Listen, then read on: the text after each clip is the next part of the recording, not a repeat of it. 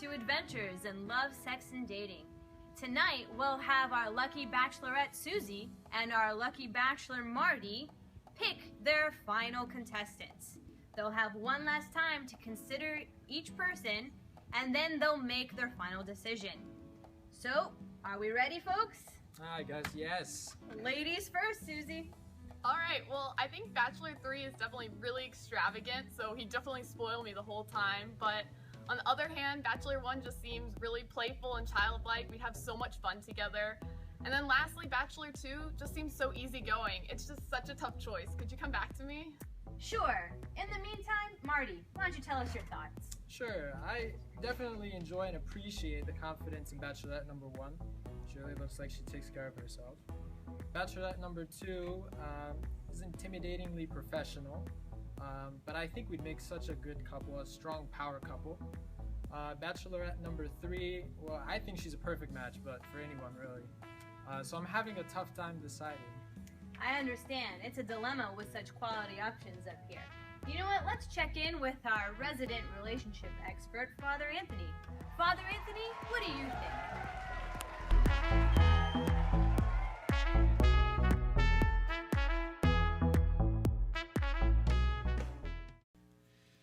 Alrighty, well, good morning, early afternoon, whatever it may be. I am happy to be back. I hope you guys have missed me. Yes, we missed you very much. Okay. For those who are just kind of jumping in here for the first time, I have been, I was out last week on travel, and before that I wasn't preaching the 2 weeks before that. So as I mentioned earlier today, is I got a whole bunch of stuff that I've been storing up as I've been listening to Michael and Kurt over the past few weeks give their messages right here. And I got a whole bunch of stuff coming right here. We're wrapping up the series sort of today. Next week is actually the final week in it, but it's going to be a Q&A week. So what we've been doing, if you're just kind of jumping in right here, is we've been collecting questions over the past 4 weeks, and you still have a chance to submit questions today. You can do so on your handout. We'll tell you how you can text them or email them or Facebook or Twitter, or you can do pen and paper in the back somewhere today. Whatever it is that you want, you can submit your questions. And next week, you're going to get a chance to hear not just me answer the questions, but we're going to bring back all the speakers as well as the wives of the speakers. Yeah, that's right. That's right, because they stood up here and said all they wanted. Well, let's bring their wives up here, and let's make sure that what they're saying is the truth, right? So you get a chance to submit questions to the ladies as well as to the men, so make sure you do that today. Now, for today's session, like I said, it's all been in there for several weeks, and it's all coming out today. So I'm going to apologize in advance. Today may not be the most organized and structured message. As you see with the title of today's message, we're talking about the boy, the girl, the ring, and the bed, which is basically a smorgasbord, a buffet of everything that I want to tell you about relationships. Everything that I want to get out of my heart, and I don't want this series to finish without me getting a chance to tell you all this stuff. Because if you just kind of tuning in right here, what I said in the very beginning of this series in week 1 is that this series is coming from a heart of love. Believe me. And it's a heart of love for you single people. Married people, I love you too, and we care about you married people, and we wish you all like the best marriages and things like that. But we said we need to take a few weeks out of our schedule to really address the situation that many of our single people find themselves in. And some people said to me, well, Father Anthony, that doesn't make sense. The majority of this church is married. Like, you look around here, probably 60, 70% of the people here are already married. But I say this, single people, we the married people, we care about you. And we love you enough that we're willing to take one for the team. And willing to tell you all the stuff that we wish we had known before we got married. And also what we discovered in the process, married people, correct me if I'm wrong, is that in giving advice to the single people about what they should be prepared for, we learned a lot about how we got into our situation, didn't we? We learned a lot about why we find ourselves in this current state as we see the things that we may have not understood when we were dating. Reason we're doing this series is because I have this funny belief inside my heart, and you may disagree with me. Society disagrees with me. TV shows disagree with me. Maybe all the experiences that you've seen disagree with me, but I have this strange belief in my head that marriage is the best. And that when marriage is done right, And when marriage is done according to God's standard, marriage is the best. And because I love you, single people, I want you to have this great kind of a marriage. And like I said, you may never have seen that kind of marriage before. Maybe your parents didn't have that marriage. Maybe your brother and sister, your uncle and aunt didn't have it. Maybe, as we discussed before, TV and movies never showed it to you. But I told you why. It's not because they don't exist. It's because they are boring. This is why no TV shows don't show happily married couples, because that's boring. I told you, if you did a TV show about my family, that would be boring. You just see people smiling all the time and talking nice to each other. But I want you to have that kind of a marriage. I want you to have a boring marriage and a spectacularly fulfilling, drama-free, boring, satisfying, full of love kind of a marriage. And that's why we're doing this series. What we said in the beginning, quick recap of the series, is we started the first week by asking this question, asked it every week. Are you the person you're looking for is looking for? Sounds complicated, isn't really that complicated. We said the first week we debunked the right person myth. And we said our problem for so many of us, why we got ourselves into trouble in marriage, is because we believed a myth. And the myth was perpetuated by Walt Disney and all the people who made movies and even the children's stuff, which is that if you just get the two right people in the same room together, everything will be fine. If they can just get together, if you just find that right person, your soulmate, then everything will be fine. But we agree that is nothing but that's a fairy tale stuff. Because the truth of the matter is, we need to spend less time, single people, less time looking for the right person and more time becoming the right person. And if you are spending all your time looking for the right person, you're probably going to miss out. Because the right person, guess what they're looking for? The right person. So you'd be much better served to become the right person that the right person is looking for. You got that? Easy. And then we started to go week by week. We talked 1 week to the men, 1 week to the ladies, about what does it mean to become the right person? What is it that we need to start doing and stop doing to be prepared? And then last week, Michael brought it all home in a talk, which I'm glad I did not have to give, about the intimate side of marriage and about sexuality and about sex, both inside and outside of marriage, and the myths surrounding it and the truth that God teaches us. That's the series so far. Today, like I said, smorgasbord, my final thoughts. I cannot end this series without getting this stuff out. I'm going to give one big idea in the beginning of this message, and then I'm going to break that big idea down into 5, really 6, but just we'll say 5 for now, specific applications. And those specific applications are going to be very specific and very, very particular. And I'm going to tell you right off the bat that I'm expecting that many people will disagree with the advice that I'm giving. I'm expecting that when I tell you the particulars, you're going to disagree with some of the stuff that I said. Especially, I bet you that most of the people who's going to disagree is going to be the singles. But we'll see together. I'm okay with you disagree with me. That's why we have the Q&A next week. You call me out on it. But at least listen to me all the way through, and then we'll get to the end, and you tell me what you think. Okay, big idea. Take a step back. Big idea for today. Every day, not every day, every Saturday in this country, especially in the summertime, there are weddings. And weddings are the greatest show on earth. People plan months, years for their wedding. Spend insane amounts of money.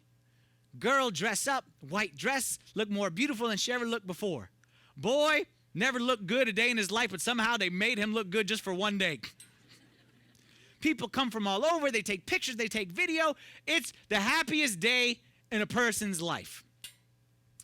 Anytime there is a wedding in this country, there's a particular part of the wedding that people look most forward to. Now, this particular part does not exist in the Orthodox Church. And this is a surprise for most people when they come to me, those who have never seen an Orthodox wedding. They come to me and they say about the vows. And they say, what do we do about the vows? What are the vows? And I always explain to them that there are no vows. And they say, what do you mean there are no vows? I say, there's no vows. And they don't understand why there's no vows, because everything that we see in the movies is the vows are the best. To have and to hold, and the richer and the poor, and the sick and the health, and all that kinds of stuff, till death do us part. And the vows, and we love the vows. Well, you know why the Orthodox Church has no vows? The Orthodox Church doesn't have vows. The Orthodox Church doesn't believe in a wedding is vowed to husband to wife. It believes it's a vow from man to God and God to man. That's the vows. There's no vow husband to wife, and I'll tell you why in a second. Married people will get what I'm about to say. Single people will not, but married people will, and stick with me on this one. You'll understand by the end. The reason we have no vows is this, because as unromantic as it is about to sound, what I'm about to say, and as un-Disney-like and as whatever, promises are overrated, especially in marriage. Promises in marriage are overrated. Promises are overrated because no matter what you promise before you get married, you are not going to fulfill it. Sorry. Sorry to burst the bubble. The truth of the matter is, and again, married people, you will agree with me, that all the stuff that we promised before we got married, once we got married, we realized we can't do that. We can't do it. We'll always honor you, always respect you, always love you. Can't do it. And no matter how much, look, I'm not saying that we're lying before we get married. I'm not saying that we're trying to be deceiving before you get married. I'm saying we are making a vow to something that we simply cannot do. And it's not until we get married that we realize that everything I promised, I can't do. It isn't sounding very hopeful for marriages then. So what does matter? If promises don't matter, what do we rely on when it comes to marriage? Well, here's our big idea for today. Promises are no substitute for preparation. Promises are no substitute for preparation.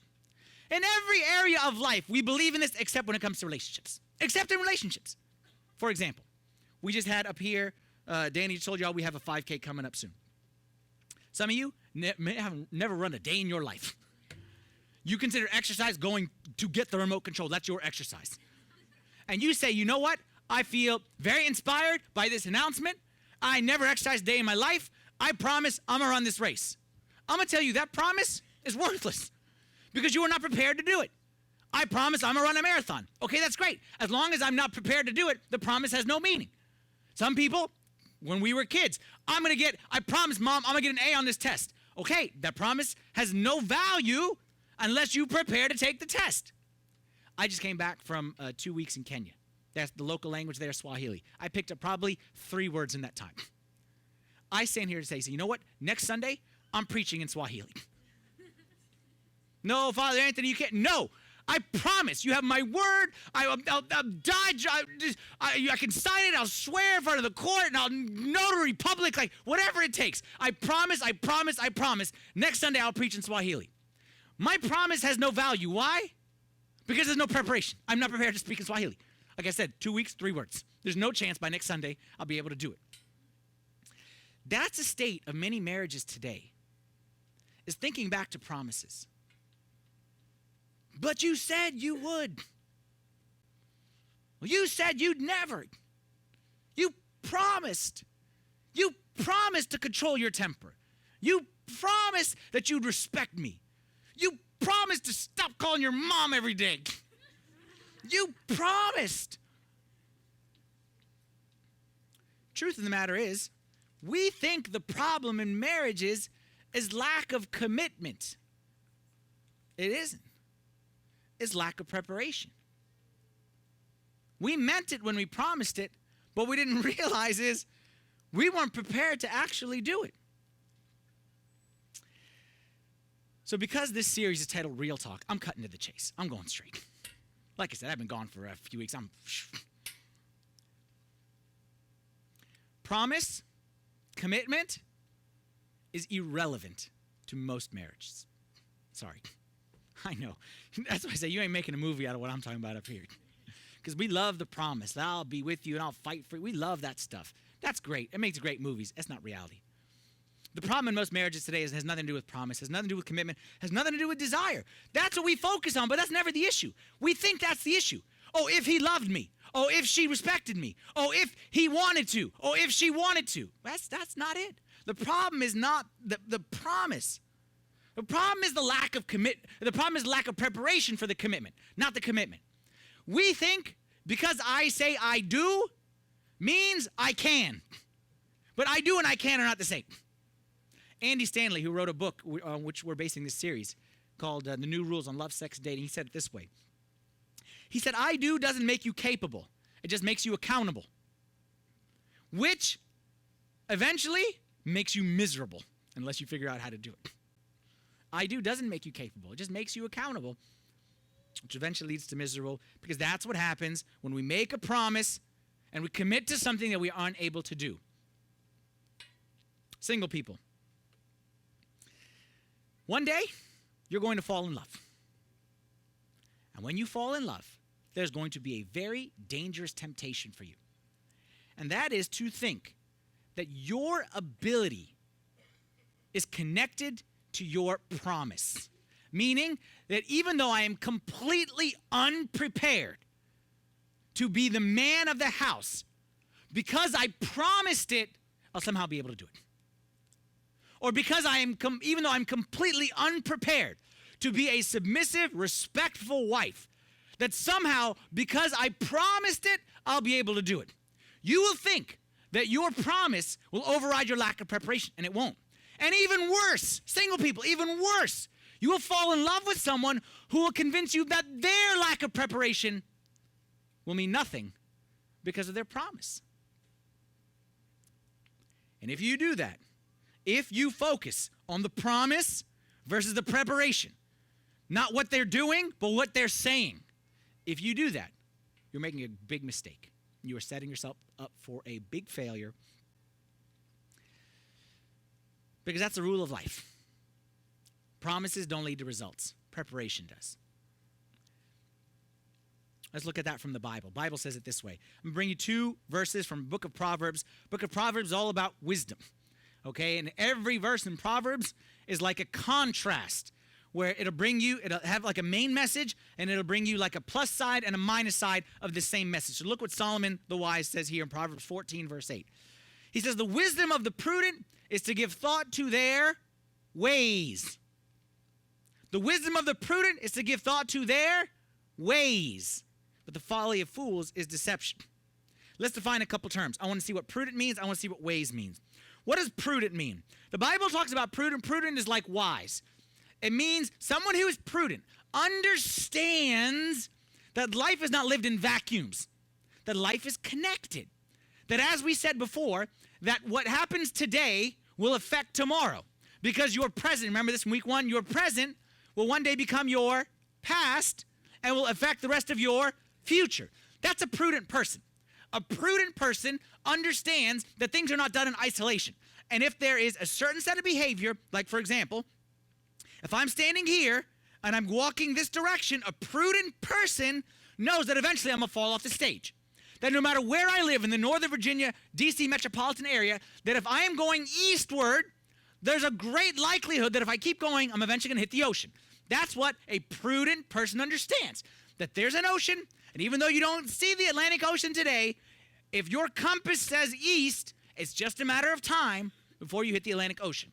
That's what a prudent person is. And a prudent person gets that way by examining what? By examining ways. What are ways? Ways are behaviors. Ways are actions. Ways are something that we all have, patterns of behavior. You have ways and I have ways. And if we study each other's ways, we'll be able to predict each other's behavior. For example, you have a close friend. You've been friends since the time you were in 7th grade. Based on their ways, you'll be able to watch a movie and say, you know what? My friend will love this movie.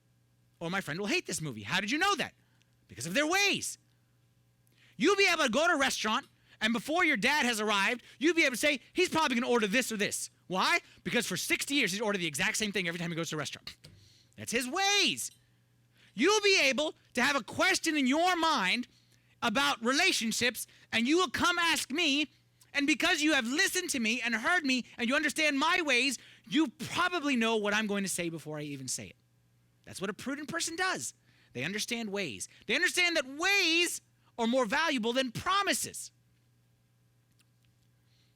But a fool, the folly of a fool is deception. Fools are the opposite.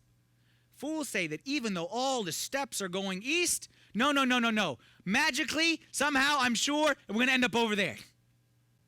A fool thinks that even though my past behavior is all moving this way, that I'm sure, no, somehow, maybe I'm going to end up over there. No, I'm sure it'll all work out somehow. I'm sure I'll figure it out when I get near the end. A fool deceives himself. A fool deceives himself. And ends up deceiving others as well. Which are you? Prudent? Fool. Prudent look at ways. Fools look at promises. A few verses later, verse 15. Same thing. The simple believe anything, but the prudent give thought to their steps.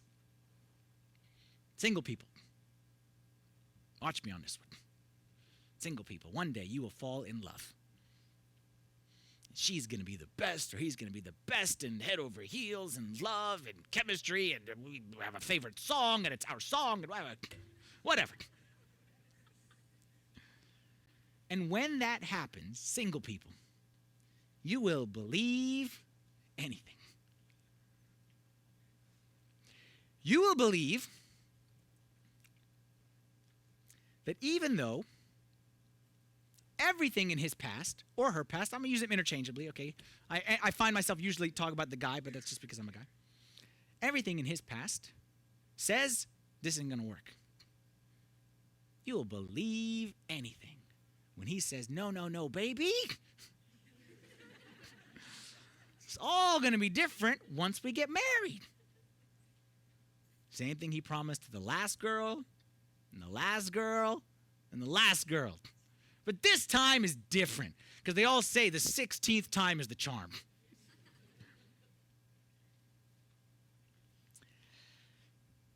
Me, as a spiritual father, let me tell you what breaks my heart. This happens all the time.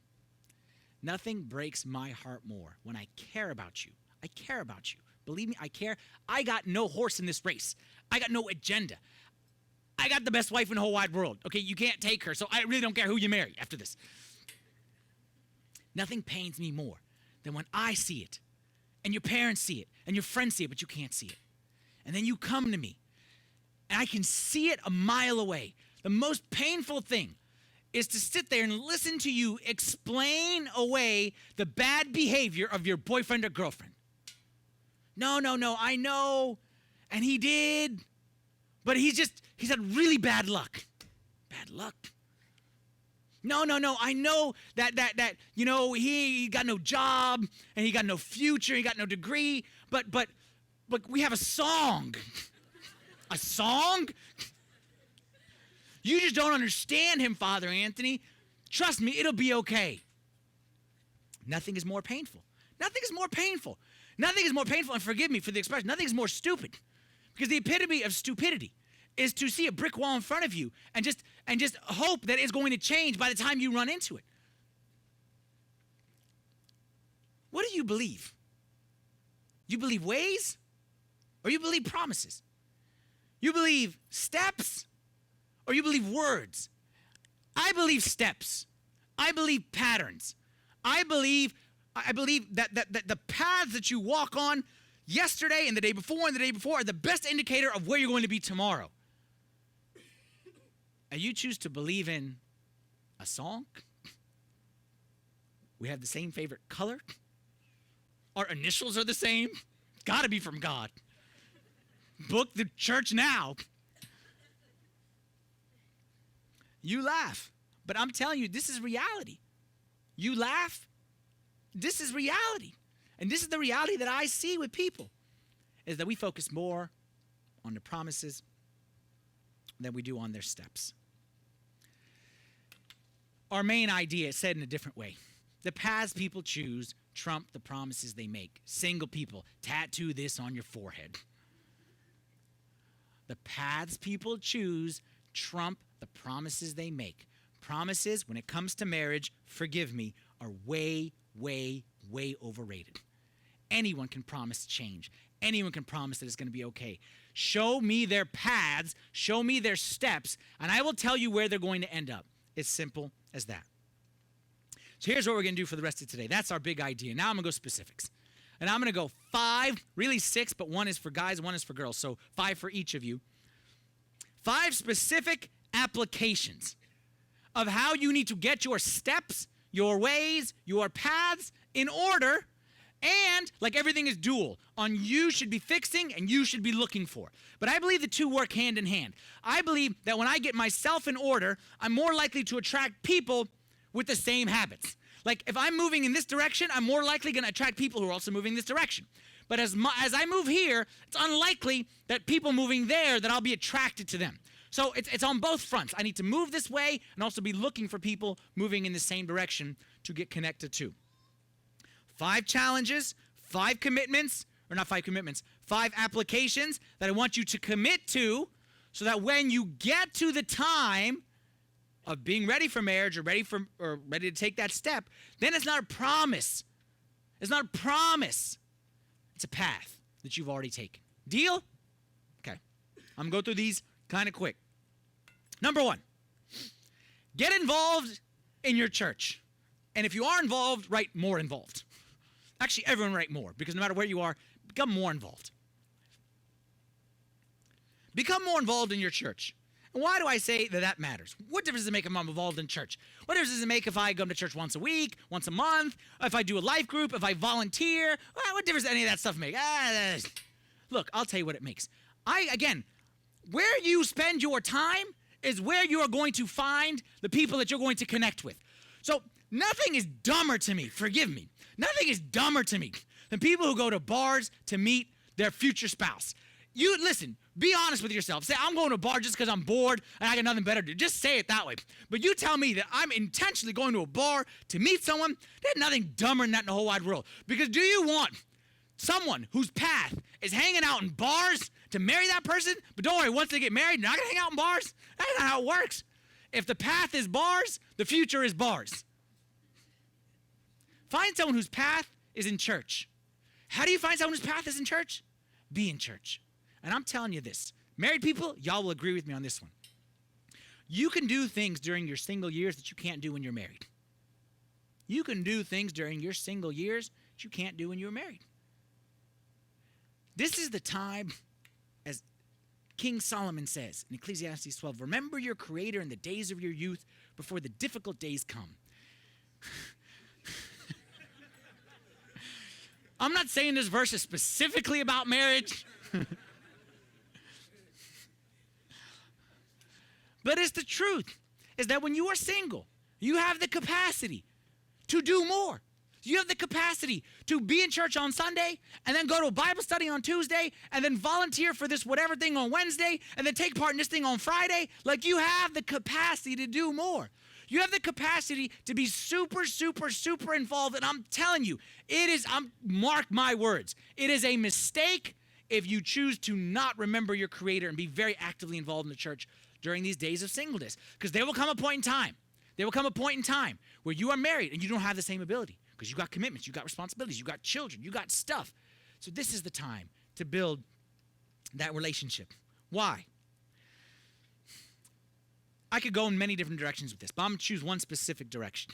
Okay, I could talk about the importance of volunteering, okay, and serving and not just living for yourself during this time and not just life is all about what do I want to do on a Friday night. How about what does someone else need me to do on a Friday night? And it shouldn't just always be about what is the church doing for me, but what can I do for the church? Because I know it's a limited period of time where I have all this energy and all this time, and this is where the best, I promise you, the best marriages were formed in church. The best marriages were formed in church relationships.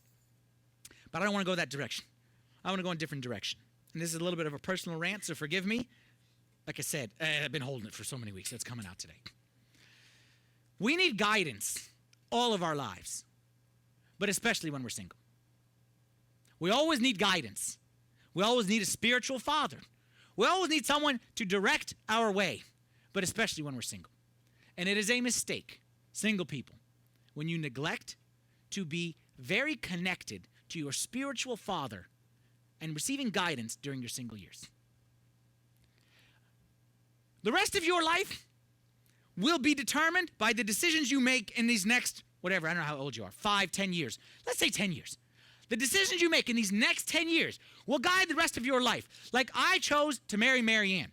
And because I married Mary Ann, I know where the rest of my life is going to go. There's very little deviation. We're always going to be in church. We're always going to be serving God. God is always going to be number one. Because I received guidance during this time and I connected with someone who's going in this direction, then my life, there's very little deviation. But when you're single, there's all kinds of options.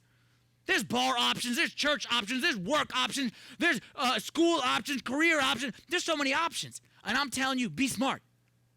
Be connected to your spiritual father during this time. You need the guidance. You need someone who can think objectively and see objectively and help guide you when you're making these difficult decisions. And, again, here comes the rant part. Forgive me on this one. One of the things that pains me is when single people come to me under the guise of asking advice. And they talk 90% of the time. And I talk 10% of the time. And that's asking advice? Or is that justifying your own behavior? Imagine if you treated your advisor at school or at work the way you treated your spiritual advisor. That you came in, you booked a half-hour meeting, you talked for 25 minutes, told him how great the decisions you're making are. And anytime he tried to tell you, well, maybe that's not the best idea, you made excuses, you justified, you rationalized, you did all this kind of stuff to tell him how great your plan is. And then he tries to tell you, well, maybe not. And then you walk out of there and say, he just doesn't understand me. Well, maybe the point wasn't for him to understand you. Maybe the point was you to understand him. Forgive me. Forgive me. I'm saying this because I care. I'm saying this because I care. Because something happens to us in those single years. We think we know it all. And we think we got it all figured out. And I'm telling you, you're making a grave mistake. I'm not saying this for me. I'm not saying everyone come ask my advice. I'm saying whoever's your spiritual advisor, whoever's your father of confession, whoever's the person that you rely on, you need one. If you need one at work, and you need one in your college, and you need one in every area of your life, doctors have the advisor, resident guy, or whatever it is. Like everyone has a coach. Who's your coach? The rest of your life, you can get by being a little bit distant from your coach. But during your single years, you cannot. Make the investment, single people. Be heavily involved with your spiritual father. All right? That's number one. Okay? These are completely unrelated things. This is just me ranting, okay, like I said. Okay? Number two, a little lighter note. Address unresolved childhood issues. Address unresolved childhood issues. This is a gigantic topic, which I will just mention and skim the surface on. But I am telling you, why I'm telling you this, because I sit with married people, and I'm telling you, if you don't resolve the unresolved childhood issues before marriage, you will spend a lot of time, a lot of money in counseling, and a lot of pain and headache fixing them on the other side of marriage. Let's get them resolved beforehand. A famous Christian author named Les Parrott and his wife Leslie wrote a book, and this is what they wrote about this. It says, if you attempt to build intimacy with a person before you've done the hard work of becoming a whole and healthy person, every relationship will be an attempt to complete the hole in your heart. My own summary of that. If you have an issue between you and a parent, and you don't resolve it before you get married, it ain't going away. It's only going to get more complicated, and it's going to resurface in marriage. How? Let me take that quote and show it to you in picture format, all right? I'm going to show you a diagram right here. There's you, there's your parent. The lightning bolt is the issue. Whatever the issue may be. Your parents divorced and you resent them for it. Your dad was a control freak and never gave you any responsibility, that's fine. Your mom was overbearing and you're just bitter towards her. She always worried about you and made you just like an uptight person, like whatever issue it may be. Single people, you always think that you don't have any issues. Most single people would say they don't have any issues with their parent. And that may be true, but it may not be true. And when you get married, here's what's going to happen. Okay? Watch what I'm going to do next. I'm going to show you the second part of this diagram. When I show you the second part of this diagram, married people, is going to take every ounce of self-control in you to not look at your spouse, nudge him with the elbow. So just, like, everyone look straight ahead, okay? No elbowing, like, save it for the car ride home. Ready? If you have an issue with a parent, and you get married, whatever that bitterness, anger, whatever it may be, once you get married, your spouse is drinking it. Your spouse becomes the recipient. And you may never realize it. And she may never realize it. But whatever it was that you hated about your mother or father, it's now their fault. And they have no clue. No clue. Completely blindsided. I don't know what I did. All I did was 5 minutes late. He went crazy. All I did was, call me when you get there. And she went ballistic. I'm not going to go further into this because I could spend, this is a whole 6-week series, okay, at addressing childhood issues. I'm not going to really get into this right now because I can't really address it. But I will just say this, is that many married couples today are fighting their spouse over something that their spouse had nothing to do with. And they're fighting their spouse on an issue that took place many years before that they never resolved with a mother or a father and has become the spouse's fault 100%. If that's you, whether you're single or married, then I have a recommendation for you. Again, I can't solve your problem, but I have a recommendation for you that I would strongly encourage you to do. There's a great book. It's called Life's Healing Choices, all right, written by a guy named John Baker. I highly recommend you to read this book. I looked last night. You can find it $9.99 on Kindle, or if you're willing to go paperback, used copy, you go $3.99 on Amazon. All right, it's to be the best $10 you ever spent. And if you saying bills and this that I can't afford it, come to me, read the book, give me the receipt, I'll give you the $10. Oh, I'll give you the $4. Okay, get the used one. Okay, if you can't afford it. You owe it to yourself to at least stir it up and see, is there any issue in there? You owe it to yourself and you owe it to your future spouse to see, is there anything in there, any resentment, any bitterness, any anger that may resurface when I get married. Good? Number 3. Gentlemen, you can take a break and we talk to the ladies here. Ladies, don't dress like a commodity. Michael spoke about this in week 2. Don't dress like a commodity. We talked about it to the men and saying don't treat him like a commodity. Well, I'm saying, ladies, help your brother out. Don't dress like a commodity. And don't you ever accept being treated like one. Why?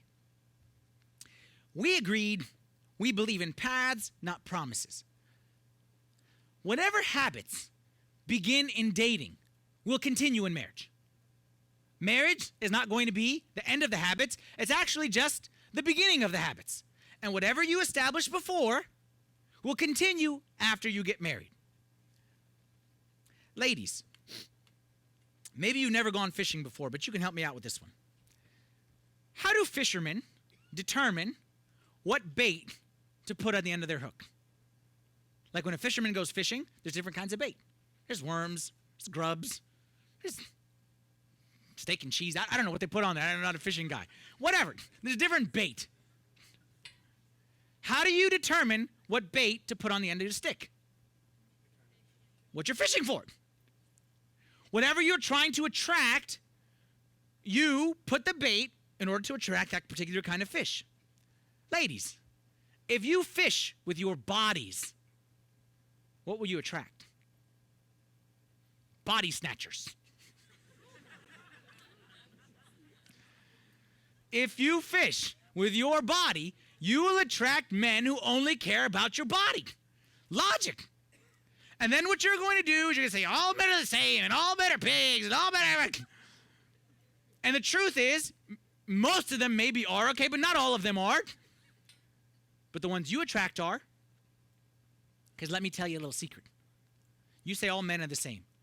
What is in common between your last boyfriend and you, and that boyfriend and you, and that boyfriend and you, and that boyfriend and you? What do all those boyfriends have in common? You, congratulations. It ain't them. It's you. And you could sit there and say how they're all the same and they're all the same. They are not all the same. If you value your body the most, don't be surprised if you find men who value your body the most too. And I'll add this. Ladies, sorry to say. If you catch him with your body, you must keep him with your body. If your body is what you use to catch him, your body is what you're going to have to use to keep him. And sorry to say that as pretty and as cute as you are today, let me just back out of that one. Let's go on to the guys. Number 3B. Let's go to the men. I ain't no fool. I ain't no fool. I ain't no fool. Men, get out of debt. For the love of God, men, get out of debt. Get out of debt, men. Get your finances in order. Stop acting like little boys and become a man. And now, you're sitting there and saying, okay, Father Anthony, we know you're cheap. Okay, so you're just using this as a chance to preach your cheap gospel. Okay? I promise you, in front of God, I promise you, this has nothing to do with money. This has everything to do with principle. I don't care about money. I care about maturity and selfishness. And a single person who is in debt, now obviously there's exceptions. There's obviously, I know single people who are taking care of their parents, who have had illnesses, who are like medical school. Like those are differences. Those are exceptions. I'm not talking about that. I'm talking about you've had a job for 5 years and you in debt every year more than the year before. I'm talking about you make this much and you spend this much. That is not a money issue. That is a sign when you are single and you are in debt that you are immature and you are selfish. You are saying that I cannot wait to have that. I want that now, and I will have that now, and I don't care the repercussions for tomorrow. I don't care if this costs $100. I'm willing to pay $120 in interest in order to have my toy today. And I'm telling you, especially for the men, ladies, listen to me carefully on this one, that marriage for men, like for everyone, but especially for men, I always tell my children, what does it mean to be a father?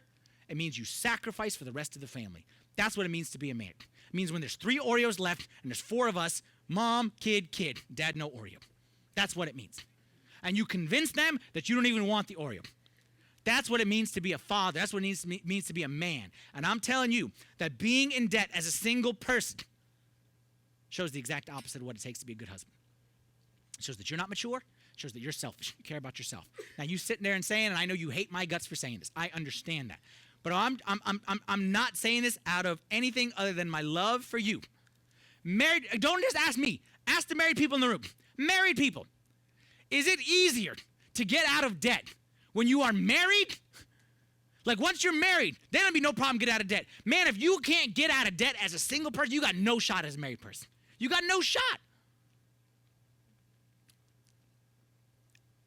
This has nothing to do with money, everything to do with character. Because how I manage money is a path. It's a way. It's a behavior that it will lead to other predictable behaviors. And if I cannot manage my finances and I cannot say, not now, if I cannot self-control, promise all you want. I'll go for ways. Now, for you who are sitting there and saying, Father Anthony, you're being a little bit tough right here. Like everyone has credit card debt. What's the big deal? Look, let me tell you this. For those of you who think this is too hard, this just doesn't happen in our generation. You know what would change your way of thinking? Let's say today you found the right person and she said, I'll only marry you if you get out of debt. You think you'd find a way to get out of debt? You think you could, in that situation, when you found the one, and she says, I won't talk to you till you get out of debt. You think you find a way? Absolutely, you find a way. You become much more creative when you have that motivation. Our problem is not that we can't get out of debt. Our problem is we're not motivated. And actually, here's the problem with all my advice today, and I realize this as I'm doing this. Married people are listening to me right now very intently. Very intently, because you are in the fire. And when you're in the fire, you're looking for anything to get out. Single people, this is the least motivated you will ever be. But this is the right time to solve it. You have no fire right now. You have nothing breathing down your neck. But I'm telling you, when you're married, you're motivated, but I don't want to say it's too late, because it's never too late. But now is the time to address these things. And even though you're not motivated, trust me, now is the time to get yourself out of debt. You say it's too hard. I say you just haven't tried hard enough yet. And if you had that motivation, you could pack a lunch instead of buy a lunch. You could drink the free coffee at work instead of stop by Starbucks. The poor free coffee people. Man, I'm telling you, if it takes moving back in with mama, you go move back in with mama. You get out of debt. You be a man of character.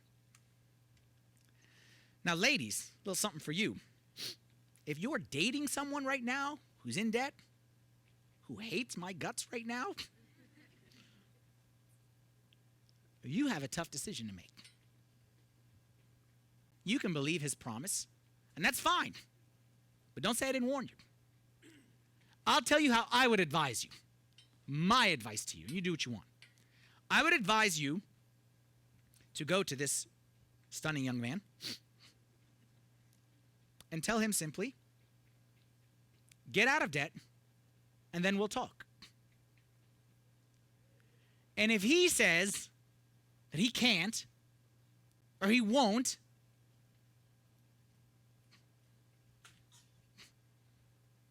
then you have to question the guy that you're marrying.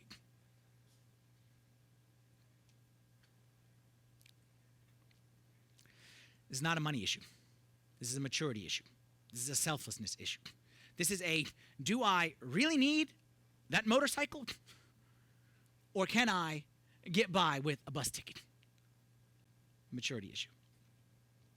Connected to that one, back to all people together, number 4, break your bad habits. And this, I know, this is a big topic, but again, I'm going all over the place here, and I told you in advance, I'm spewing out stuff. Break your bad habits. Break whatever it may be, and I don't want to address whatever the bad habit is, but just whatever, just break it. And the reason why I say it, break your bad habits, is because marriage doesn't solve bad habits. That's the myth that we believe. That when I get married, it'll solve this. Actually, marriage actually only makes it worse. Marriage magnifies who you were as single. So if you had bad habits, they usually get worse in marriage. If you had good habits, they maybe get better in marriage. Marriage just takes who you are and adds another person that will get affected by it. You drink too much.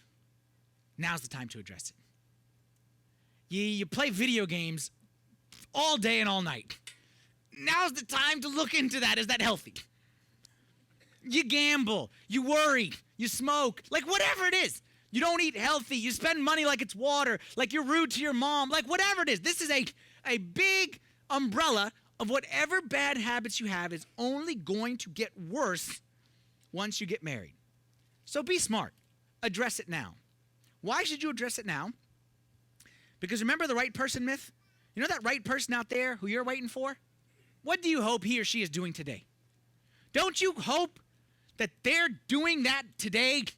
Like addressing their bad habits for you? Don't you hope that if like they have an anger issue, they're working on it now? That if they have a respect issue, they're working on it now? That if they play video games too much, that they're hopefully like weaning themselves off it now? So become that right person that's working on yourself for the sake of the other one. Some people think to themselves, I have this bad habit, but once I get married, that'll solve it. Because I'll have someone to help me. Once I get married, then I'll be able to solve it because someone will be there to help me and pray with me and support me. You're not getting married to a counselor. You're not getting married to someone to advise you and help you break your habits. You're getting married to someone to help them, to love them, to cherish them, to honor them, to sacrifice yourself for them. Not someone who can counsel you and... Married people agree with me on this one. If you think you got problems when you're single, you ain't even seen problems till you get married. And that's the truth. That's the truth of the matter. Okay? That's it on that one. Last one. And this is the one for sure. Even if you agreed with me on everything else, you're going to throw something at me. Like if you haven't disagreed with me yet, you're going to disagree with me by this one. For sure. Single people, you're going to hate my guts after this one. Get rid of the physical stuff. Get rid of the physical stuff. get rid of the physical stuff. And I'm about to be about as bold and as harsh as I can be, but you know what? I can say this because I'm saying it to everyone at the same time, so what I don't have the guts to say to you one-on-one, I'll say it all together. When I say physical stuff, I am not talking about sex. I am not talking about sex. I'm talking about everything leading up to sex. You thought I was going to say get rid of the sex. You say that's hard. I'm saying everything that leads up to it, because we talked about sex last week. I'm talking about everything that leads up to it. And I don't need to define it or draw a picture for you. But I will say that when you are dating, when you are single, the goal is 0 physical stuff. Now you say, hey, wait a minute. Father Anthony, welcome to 2015. Like, what's life like back in 1952 where you're living? Okay. This 2015. You may call me old-fashioned. You may disagree with what I'm saying. But if you do, I want you to listen carefully to me here. I got 2 things you don't have. I have 2 things you don't have. Single people, I got 2 things you don't have. You disagree with me? Let me tell you about these 2 things that I have that you don't have. Number 1, I got 14 years experience as a priest listening to married couples. And I promise you, I have never once in 14 years heard anyone say, I wish we had been more physical before we got married. That really would have been the best. Pumpkin, I'm so glad you got that experience. I never heard one person say they wish they had been more physical before they got married. You know what they say? They say the exact opposite. They say the physical was the worst thing that ever happened to us. Because what physical does is it leads to a false sense of intimacy and closeness. And you feel close to that person because you're doing stuff that only married people should do. So you feel like married people close, but you ain't married people close because you don't even know who he is. And instead of getting to know the real him or her, like I said, it goes both ways. You settle for just the physical stuff. And then you get married. And then you discover, I don't have any idea who I married. Because I never got to know him. And ladies, let me tell you why, especially for you, because the only time a man is motivated to actually talk is in the dating period. I'm not saying they don't talk after marriage, but they ain't motivated to talk after marriage. And if you just go straight to the physical, you will marry someone that you have no idea who he is. And you will spend the rest of your life trying to discover something that he just simply ain't motivated to tell you. So number 1, I got 14 years experience talking to married couples. Second thing I got that you don't have is I got 14 and a half years being married to the best wife in the whole wide world. And I say that not to say I'm great or she's great, but I mean that what I'm trying to say, and I hope I can express this, as I got 14 and a half years, and yeah, we got problems, and we fight, and there's times we hate each other's guts, and I hate her, and she hates me. I'm not saying that we have, like, something, I'm not saying it like that. But what I'm saying is, we have a marriage that I feel 100% convinced is blessed by God. And I feel God's blessing. What I always tell single people is if you had, on this side, God's blessing, and you had on this side all the money, all the pleasure, all the riches, all the promotion, everything in the world on this side, man, you don't even think twice. You throw that away and you take this because God's blessing in your household, with your children, with your wife, with your husband is more valuable than anything else in this world. And I would do anything to protect it and keep it and throw everything else away. The number 1 way you lose the blessing of God in a relationship is to get into the physical stuff before marriage. The number 1 way you lose the blessing of God in a relationship is you get into the physical stuff before marriage. And again, I ain't talking about sex. I'm talking about everything that leads up to sex. You say, we don't want to have sex before we get married. Then I say, why you rev the engine if you ain't going to drive the car? Tell you about my marriage. And I can say this, thankfully, Marianne is not here in this room right now, so I can say it without getting embarrassed, because I would get very embarrassed. She would get even more embarrassed by what I'm about to say. When we were dating, and I may have I've told this story to certain single people along the way when I'm trying to convince them of this point. When we were dating, we didn't have a very long period of dating, okay? But it was a Friday night, I remember it. And at the time, she had to work late. at work, and she had worked till like 9 o'clock or whatever it is. And I used to serve with like the youth ministry over at St. Mark's. So I was doing the youth meeting. And then after finished up that, I went to meet her at work. And I said I'd bring her like dinner or flowers or whatever it was. It was Taco Bell. It was Friday. So it was Taco Bell. So I'm not saying it was anything romantic. So anyway, I bring her the Taco Bell. And I call her, and it's like 9:30, and I'm down in the parking lot. And I tell her, whenever you finish, come down. We'll eat Taco Bell in the car and, go our way. And we sat there, and we had a very nice time, as most of our dates were simple like that. Okay, and we just sitting there in the parking lot and just having a great time. And at the end of the night, okay, like I hugged her. That's it. I hugged her. Nothing.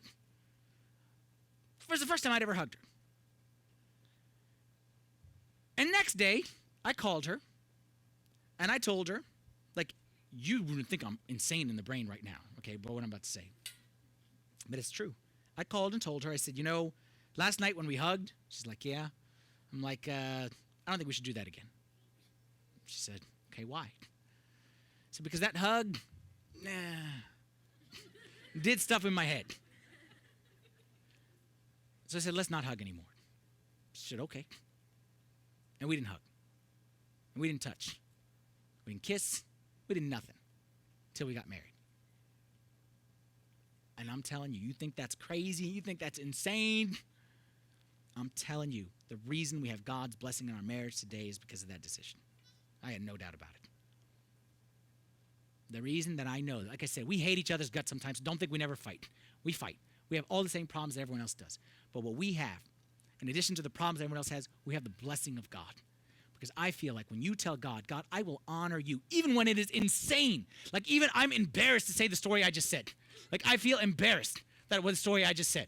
Like I could bring a 5-year-old and he would laugh at me like,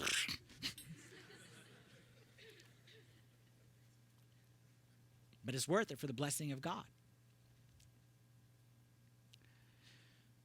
How valuable is God's blessing to you? How valuable is God's blessing to you? I tell this to single people, they think I'm crazy. And I say, I ain't doing this for myself. Like, what do I gain? Like, what's in it for me? Whether you kiss her or don't kiss her, like, what do I care? I don't care. I have a wife. I can kiss her. I ain't saying this for me. I'm saying this because I care about you. My advice, get rid of the physical stuff. Where do we draw the line? Draw it at 0. You say, well, can't we? And what if? And a little bit. Again, I'll give you another analogy. If I got a door, and that door is latched closed, and the wind blows, what's going to happen? Nothing. Wind blows harder, nothing. Wind blows harder, nothing. What happens if I open it just a crack, and then that wind blows? Pew. There are many couples who are stronger than you, who opened the door a crack and regretted what they did. They are strong. Like you think you are strong? There are couples who are more spiritual than you, stronger than you, more self-controlled than you, and they thought we could just open it a crack. And I'm telling you, I don't want to give examples because I don't want to say anything, but I'm telling you couples who kept themselves, opened the door a crack, and I can't tell you the pain and regret that causes for those couples. I'm not trying to make anyone feel guilty. You're married, you made mistakes, you're single. Like we all make mistakes. I'm not saying there's no guilt, no condemnation. Anything in Christ, we can put it back together. But my question to you single people, why do you want to have to put something back together? Why do you want to have to put something back together? Why not keep it whole from the start?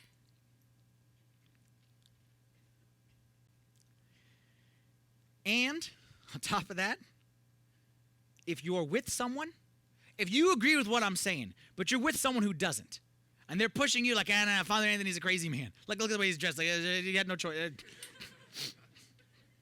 If you're pushing someone, if someone's pushing you, let me tell you some statistics here. Not statistics, but just facts.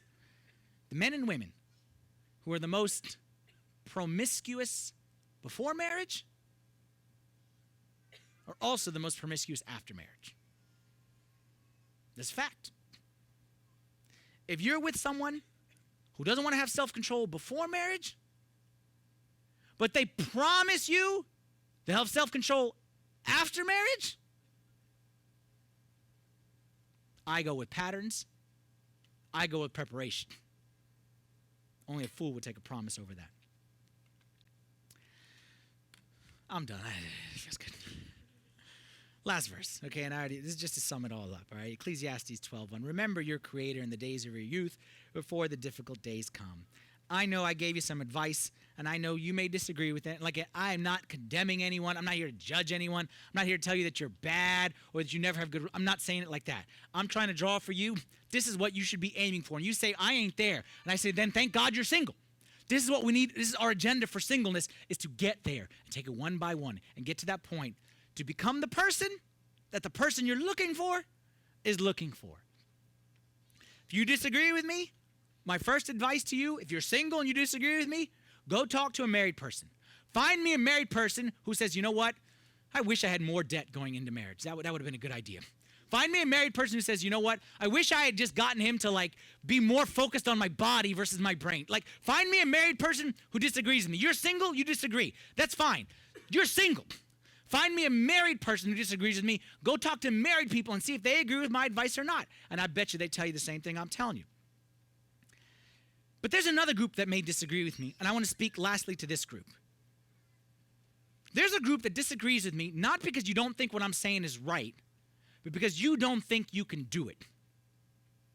And it's easier, if I don't think I can accomplish this, it's easier just to disagree with it. It's easier than to say, I think this is right and I can't accomplish it. So I say, I just disagree with it. If that's you, let me tell you, you're not alone. This is what the church is here for. The reason we exist as a church is to be a body. We're there for one another. Don't think that you're ever alone. Don't think that I'm sitting here and saying, you ain't getting married to a girl in this church unless you fix yourself. I'm saying, come, let's talk. I'm here to help you. Talk to your brothers and sisters. We're all here to help you. Talk to your Father in heaven. He's here to help you. All of us, married people, I'm speaking on behalf of all the married people here. We love you single people. We love you, and we want you to have the best marriage. We want you to have the best, most fulfilling, satisfying, full of love, full of passion, full of everything marriage. But we know it ain't going to be easy. So that's why we're telling you what we're telling you. Too many people aren't reaching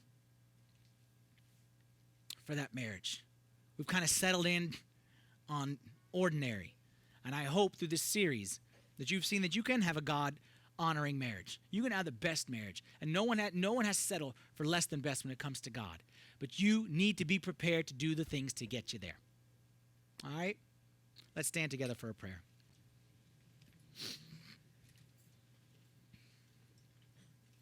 In the name of the Father, and the Son, and the Holy Spirit, one God, amen. Lord, we thank you for the gift of marriage that you have given to us. First gift you gave to Adam, Lord, was a wife to complete him. We thank you that you give us a chance to participate in this mystery of marriage. Lord, we're all praying, especially for the single people, that you would help them to make wise choices, that they would be prudent in studying not promises, but studying preparation and studying paths, that you'd help us all to get our own steps in order, and that you'd help every person who's looking for a partner to unite with, you'd help them find someone who can lead them closer to you and provide for them that perfect marriage that you have in store for them. Pray, Lord, for everyone here who is confused when it comes to relationships or struggling or is in need of support or encouragement or whatever it may be. Pray that you would work in their lives and you'd guide them, Lord, to the perfect plan that you have for their lives. We pray these things in the name of your only begotten Son, our Lord Jesus Christ, with the prayers of all your saints. Hear us as we pray thankfully. Our Father, who art in heaven, hallowed be thy name. Thy kingdom come, thy will be done on earth as it is in heaven.